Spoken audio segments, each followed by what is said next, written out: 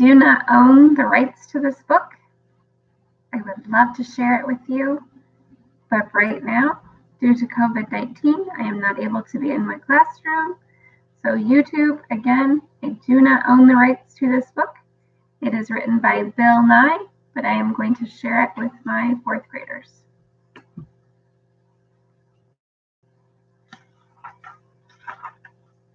Jack and the Geniuses at the Bottom of the World.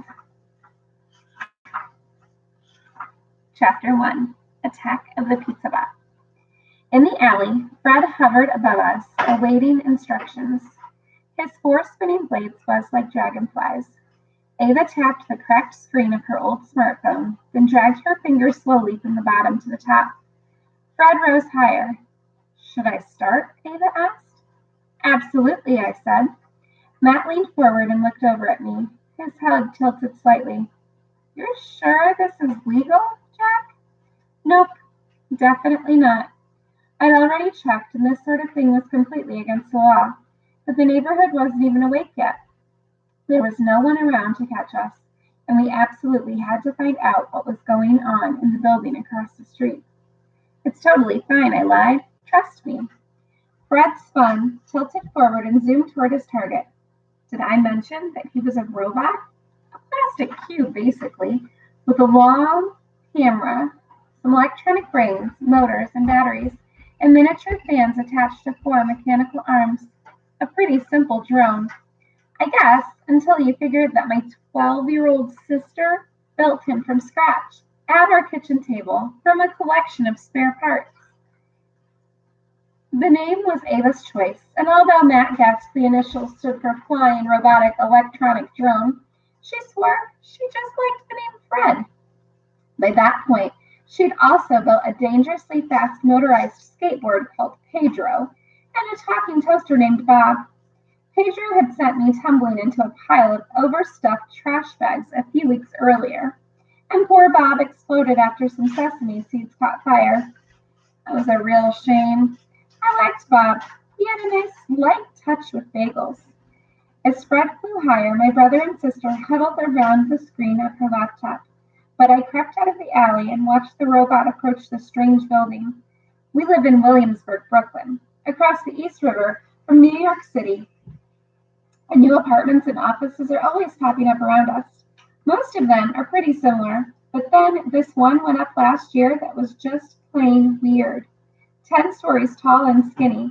The outside, a chessboard of reflective glass windows. The top floor covered with a ring of solar panels that resembles some kind of high-tech headband. The structure has no front door, or back door, or side door. No entrance or exit at all. None of the windows ever open, and because they reflect light like mirrors, you cannot see inside. A balcony was tucked into the north side of the building on the 3rd floor. But did we ever spot anyone up there?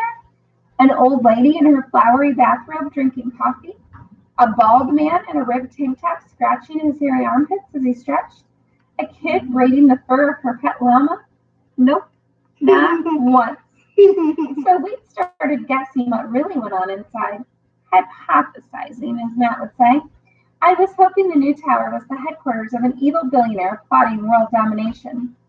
Ava suggested it might be an internationally renowned super spy's secret office, but Matt's bet was typically logical. He said some company probably kept its computers there. After we'd been watching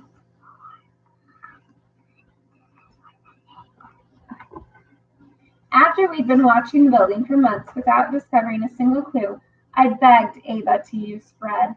I bribed her. I pleaded. Once I even pretended to cry. Eventually, she agreed, and now our mechanical spy was rising up toward that 3rd floor balcony. I rushed back into the alley. The screen of Ava's laptop showed the view from the robot's camera, so we could watch the scene from Fred's perspective. Out. And here is a picture. You see the thing down below? Ava used her smartphone to steer him forward for a closer look at the balcony. I held my breath, and I sighed. No spy telescope, no jetpack landing pad, no laser gun mounted on the swiveling turret, and certainly no mama. Told ya, Matt said. It's a data center. Ava leaned my way and started to explain. That's where companies house the servers they. I know. To be honest, he didn't know. But it's super annoying to have your genius brother and sister teaching you stuff all the time. Something flashed across Ava's screen. Wait, what was that? She asked. I ran back out onto the sidewalk and stared across the street. Fred was gone. A glass door to the balcony was open for the very first time, but no one was in sight, and I couldn't see inside either. Had Fred fallen? There was no sign of him on the pavement below the building. I held my breath and listened, but I couldn't hear the buzz of his fans. Returning to the alley, I peered over my sister's shoulder just as the robot's camera view went dark. The signal on the laptop blinked out. Fred! Ava cried. What just happened? I asked. I don't know, she said. I think someone inside grabbed him. My heart started pounding. Ava had spent months constructing that robot. She'd worked so hard and been so frustrated that I'd actually caught her eyes tearing up once or twice. And my sister never cried. Still, she'd stuck with it, and once Fred flew, she was as happy as I'd ever seen her. Now the drone was gone, and it was all my fault. Ava slammed her laptop shut with unusual force, shoved it into her shoulder bag, and stomped out of the alley. One side of her mouth peeked into an angry snarl. Wait, I said, where are you going? To get Fred. I followed her across the pothole-lined street. What are you going to do?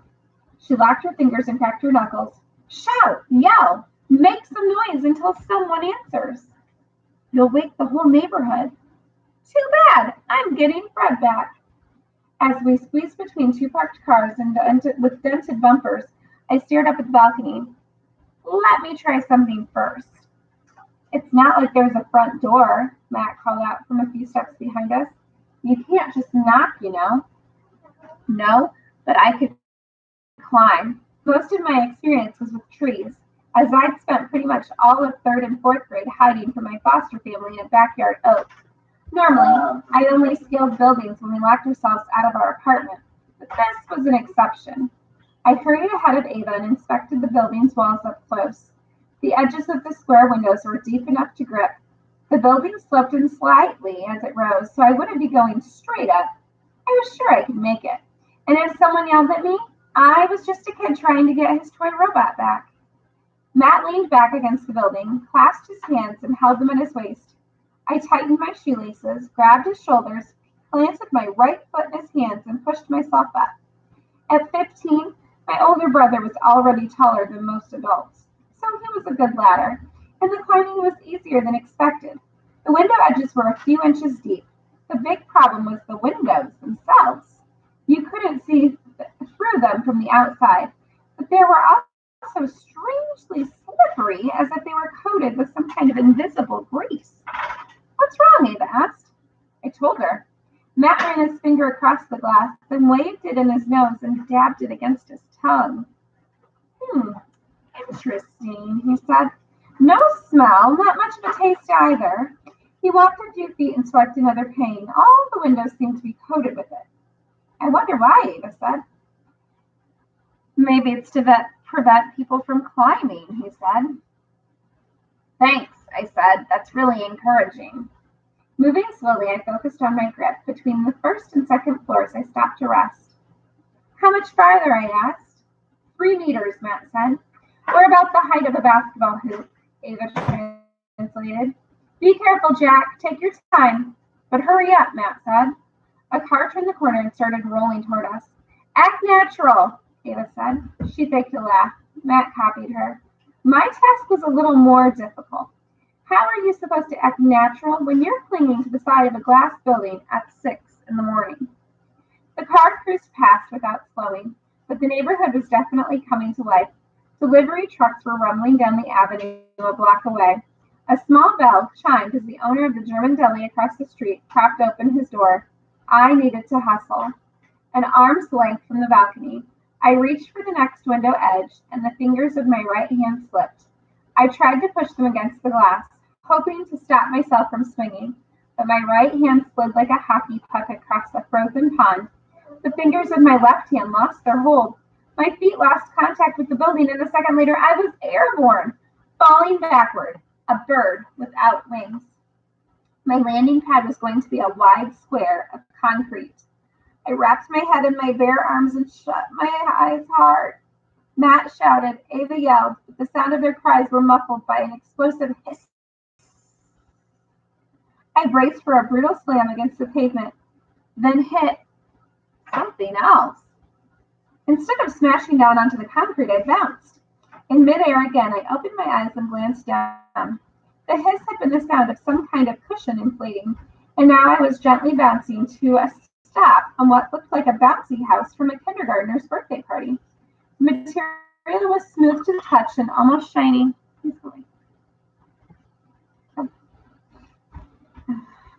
I rolled off the cushion. My siblings' eyes were as big as golf balls. Did that really just happen? Ava asked. I would have caught you, Matt said. No way he could have caught me. The three of us leaped back as the life-saving surface collapsed. Within seconds, it was completely deflated. Then the building started to slurp it up like a strand of spaghetti, sucking it back inside through a split near the sidewalk. Just below the first row of windows, Ava pointed, speechless. The gap was smaller than a mail slot. Once the cushion was completely coiled back inside the building, Matt crouched forward to peer through the tiny opening. But before he had the chance to see inside, a steel panel slid shut. Whatever had saved me from broken bones or worse was gone as quickly as it had happened. Matt pulled at his hair with both hands. I don't like this, he said. Why not? That was awesome, I said. Someone must be watching us. Matt turned, scanning the block, then drove in the direction of the alley across the street. That camera over there, on the fire escape. Was that there before? He pointed at a black device about the size of an energy drink can with a lens at the top. Who cared about some security camera? I'd just been saved by a magical cushion after falling 30 feet off the side of a building. I would have noticed, Ava said. The camera suddenly unfurled two long black wings, sprang off the fire escape, glided downward, then flapped like a mechanical hawk, narrowly dodging the roof of a rusted van parked at the corner. The flying camera soared higher as it crossed the road, swooping over our heads, then dipped again, and dropped straight onto the balcony of our mystery building. Whoa! Let's get out of here, Matt said. He grabbed the back of my shirt. You two can go, Ava said, but I'm getting Fred back. She walked along the side of the building. Leaning in close, she looked for another opening. At a few points she knocked. She pushed against one of the windows as if it might pop open. Matt kept turning and glancing over his shoulder. Maybe he was worried that a fleet of black cars was going to roar up, screech to a stop at the curb, and spit out a dozen secret agents in dark glasses. Or maybe that was just me. We already looked for a door, I reminded Ava.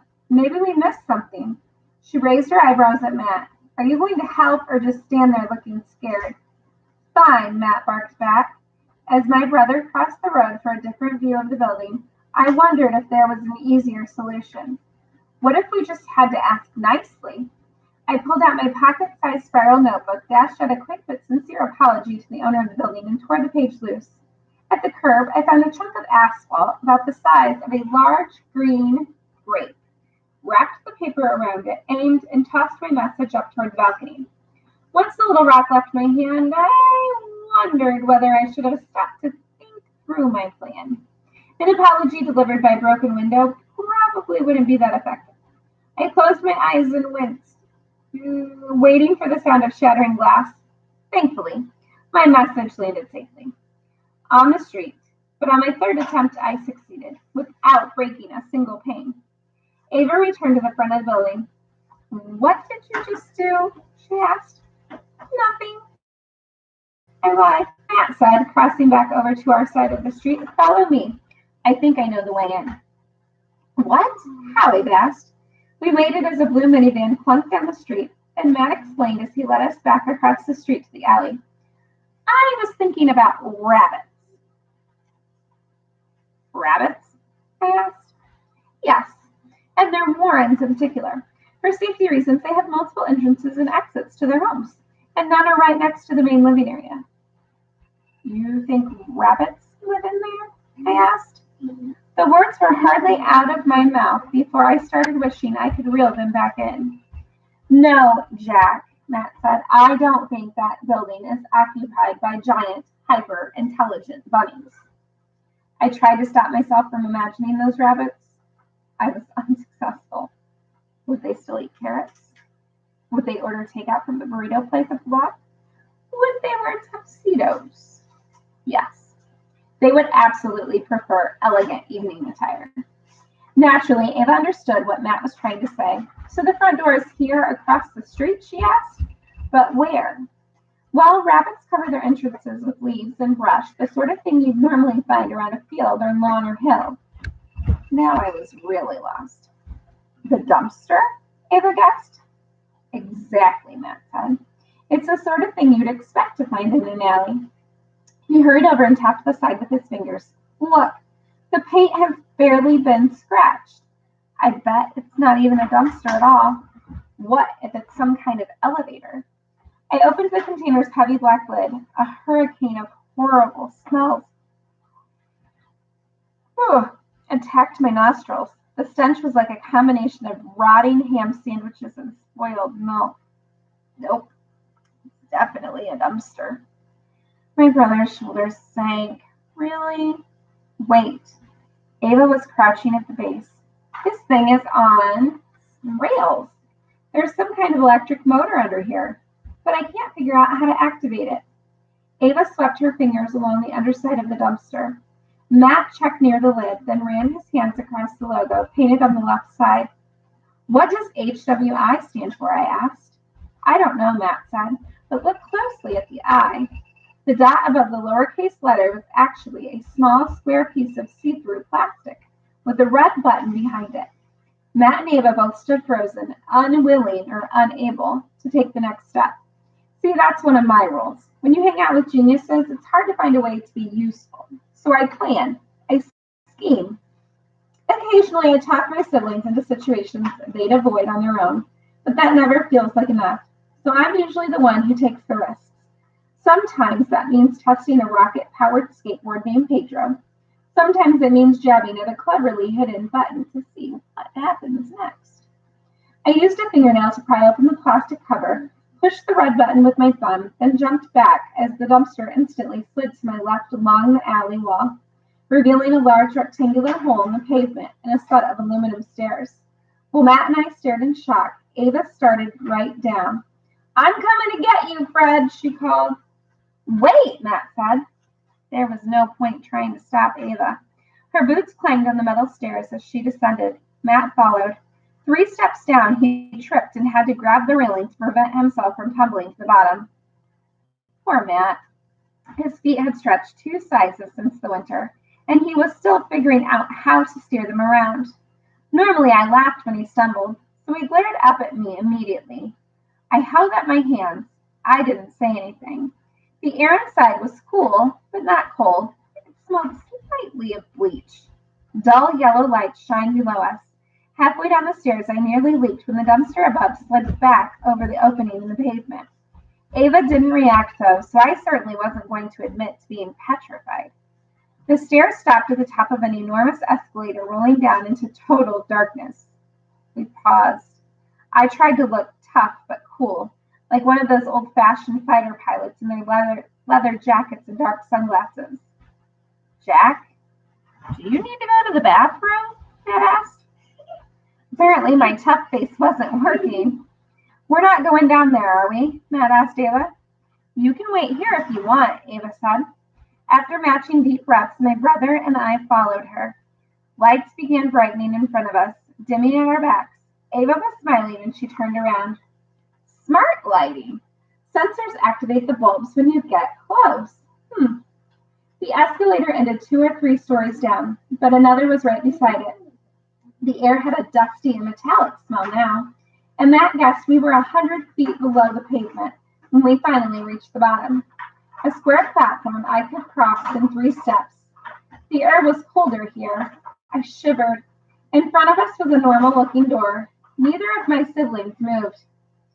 I raised an eyebrow and looked at each of them. They shrugged. My turn again. I pushed through the door. It closed behind us. The carpeted room was shaped like a hexagon. 3 sides had wide, deep, and very comfortable-looking blue couches. One of the other walls had a door with a long desk posted in front. To our left was a powerful-looking steel door with a painting of a dog hanging beside it. A schnauzer, I think. I walked toward that door. The carpet was soft. It smelled new. No company name or anything, huh? Ava noted. Maybe it really is a spy's headquarters, Ava, I said. I scanned a pile of packages, letters, and thick catalogs on the floor below the dog portrait. Each was addressed to one of several different HWI companies. The only label with a person's name on it was a return address stuck to a yellowing envelope that looked like it had gotten into a street fight with a dozen other letters. The envelope was wrinkled, torn in places, and dotted with dried mud. The sender's name was Anna Donatelli, and her return address was Antarctica. Check this out, I said. A letter from the North Pole. Matt walked over. Antarctica's in the South Pole, he said. Sometimes I wish they'd just let me be wrong. Matt pressed his head against the wall, inspecting the dog painting from the side. Then he held his hand below it. Smiling, he lifted the picture frame from the bottom. It swung open, revealing a metal chute. Cool way to get your mail, Ava remarked. The door behind the desk opened with a low hiss. I resisted the urge to hide behind one of my siblings. We waited. Nothing happened. Hello? Matt called out. We're sorry to bother you, but we're trying to find my sisters. His words trailed off as a tall red robot wheeled into the room. After living with Ava for almost 2 years, I knew it was a humanoid, a machine with 2 arms, a head, and 2 eye-like cameras. But she'd never shown me any video of one like this before. Matt apologized again, speaking slowly and clearly so the robot could understand him. In a flat, emotionless voice, the machine asked, "What are you doing here? This is private property." Ava was smiling. You can chat? That's amazing. We're sorry to intrude, but I lost my... What are you doing here? This is private property. What are you doing here? This is private property. The robot began repeating faster each time. Something's wrong with its code, Ava said. Or it's angry, I suggested. Backing toward the door to the stairs, I tried to turn the handle. Guys, the door's locked. The robot moved out from behind the desk, rolling toward us on 3 large wheels, repeating its words faster and faster. A red light on its chest began flashing. Ava, what does that mean? Matt asked. How should I know? I think it means we need to find another way out, I said. Matt sidestepped over to the steel door and pressed a circular button beside its frame. The robot's lights flashed brighter. Now its words were jammed together in a single crazed stream. What are you doing near this? With a slow creak, the steel door slid open, revealing an old-fashioned elevator car. Matt grabbed me and practically tossed me inside, then pulled Ava by the back of her shirt. Get in, get in! The humanoid opened a compartment in its chest. The elevator door was closing at the pace of a garden slug race. The robot pulled something out and flung it at us. I ducked the shot, and a yellowish clump splattered on the dark wood paneling behind me. The elevator door was barely halfway closed. The robot was rolling closer. The machine threw something, striking Matt in the chest. My brother shouted and fell to the floor. Ava kicked the door with the heel of her boot. Finally, it slammed shut. The elevator lurched, and we felt ourselves riding up. Matt grabbed a clump of yellowish stuff from his shirt and hurled it against the wood paneling. It fell to the floor with a splat. Are you okay? I asked. He scooted away, pressing himself against the wall. Ava looked more bewildered than frightened. A big chunk of the stuff was hanging from the paneling behind me, too, and I reached out to touch it. Jack, no, Matt said. It could be toxic. I leaned in closer and sniffed. The scent was familiar. I peeled the stuff from the wall, bit off a chunk, chewed, then spat it out. In our little family, I'm the closest thing to a cook. And this particular substance was the basis of one of my signature meals. It's just pizza dough, I said. So was that some kind of pizza bat? Matt asked. The elevator clanked to a stop before Ava could reply. The door rolled open and we stepped into a storeroom of kind. The walls were lined with shelves. We were surrounded by jars of pickles and mayonnaise, plastic tubs of sauerkraut, and loaves of white bread. Matt slapped me on the shoulder with the back of his hand. He breathed out long and hard, then smiled. See? Multiple ways in and multiple ways out, like rabbits. There was a swinging wooden door on the other side of the storeroom. Ava nudged it open, and we stepped into the back of a deli that stank of burned coffee. Behind the counter, the German deli owner, with his long mustache and mustard-stained apron, started shouting at us, waving a long loaf of unsliced bread. So we ran. Out through the deli's front door, past the alley, around the corner. Despite his athletic frame, my brother is challenged as a runner. Normally, he'd eat it at least twice in a sprint that long. For once, though, I was glad Matt didn't trip and fall, and we put at least 4 blocks behind us before we stopped. Between breaths, Matt asked, "How in the world did all that just happen?" I was too startled to speak. The life-saving cushion, the flying security camera, the dumpster entrance to a secret room, the attack by a pizza dough flinging robot. Whew, honestly, I was still processing everything, and my heart was racing with a mix of excitement and fear. But my sister was somewhere else emotionally. The thrill of escape had faded. Now all that was left was disappointment. Her eyes were slightly closed. Her mouth formed a line. While Matt and I had just survived a strange and wild adventure, a morning like none other, Ava had lost a friend. I was responsible, and I had to find a way to get Fred back. In the comments below, I want you guys to comment, what do you think is going to happen next? Is Ava Fred back or not?